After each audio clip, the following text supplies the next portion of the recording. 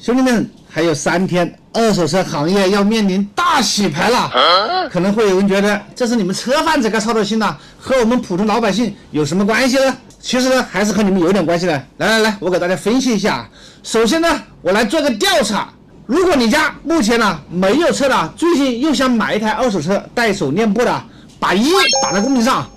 如果你家有一台车，最近呢又想把旧车卖掉啊，换新车的呢，请把2打在公屏上。如果你家是有3台车以上的土豪朋友，请把3打在公屏上啊。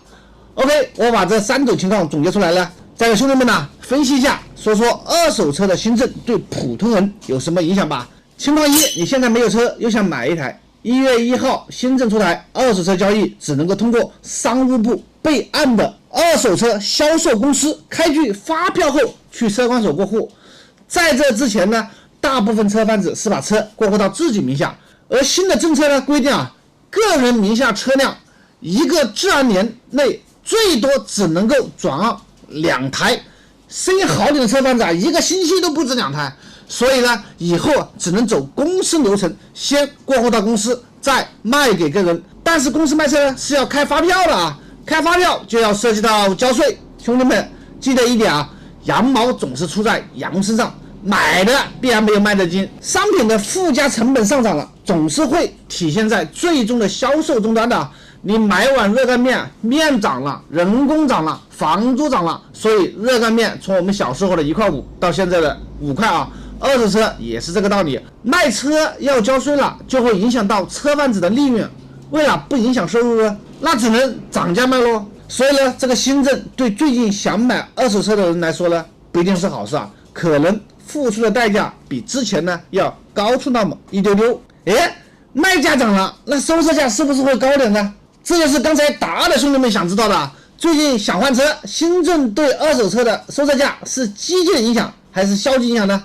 我个人的理解啊，影响是消极的，因为二手车它又不是理财产品。当然，我说的是面对普通老百姓的代步工具车啊。随着车龄的增长啊，新车又越来越便宜了，你想着手上的旧车会涨价，那怎么可能呢？哪怕是刚才我说的新政出台，二手车在销售端会涨那么一丢丢，那是车贩子啊为了对冲成本。涨价呢，也是在这个理想状态下想当然的。如果涨不起来，车贩子出于成本考虑，那就只能够压低收车价。所以，对于最近想卖车的兄弟们来说呢，新政呢也不是很友好的。接下来呢，我们再聊家里面有2台车以上的土豪朋友啊，如果这些车辆是在你公司名下，新政对你没啥影响，以后卖车直接开票给二手车销售公司就可以了。如果这些车都在你个人名下，只要你一个自然年内不出手，也没啥关系啊。个人在一个自然年内啊，是能过户2台车出去的。当然了，如果你有其他的安排打算呢，看完视频，明天呢抓紧时间去过户吧，就这3天了。然后呢，你会发现最近车管所是忙得很。大家别误会啊，并不是二手车旺进来了，可能是大部分呢都是车贩子把名下的车再洗牌啊，倒给公司或者倒给其他名下没有车的人投上去啊。